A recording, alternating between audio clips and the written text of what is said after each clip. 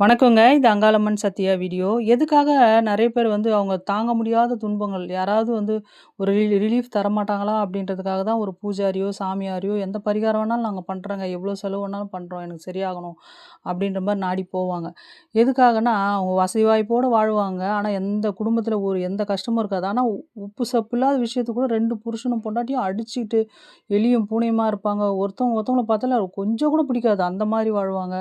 சில பேர் வந்துங்க பித்து பிடித்த நிலையில இருப்பாங்க. சில பேர் வந்து அ ஒ ஒண்ணுமே பிரச்சனை இருக்காது. அதுக்கு போய் தூக்கு மாட்டிக்கிறது, மருந்து குடிக்கிறது, அந்த மாரி சூசைட் அட்டெண்ட் பண்ணுவாங்க. சில பேருக்கு வியாதிகள் வந்தா ஒரு சின்ன படர் தாமரை மாரி வந்தா கூட அது உடம்பு ஃபுல்லா ஸ்ப்ரெட் ஆயிடும். அப்படியே படபடையா இருக்கும். அவங்களுக்கு வந்து ட்ரீட்மெண்ட் பார்த்தா கூட சரியாகாது. எத்தனையோ டாக்டர் பார்த்தாலும் ஒண்ணுமே நடக்காது. அந்த மாரி ஆட்கள் தான் வந்து நாடி போவாங்க, அது மாரி பூஜாரிகள. அந்த மாரி நாடி போய் உங்களுக்கு ரிலீஃப் வேணும்னா, அம்மாவ நாடி போங்க. மலையனூர் போங்க. அந்த அம்மா படத்த வாங்கி வச்சு வணங்குங்க. கண்டிப்பா எல்லாமே சரியாகும்.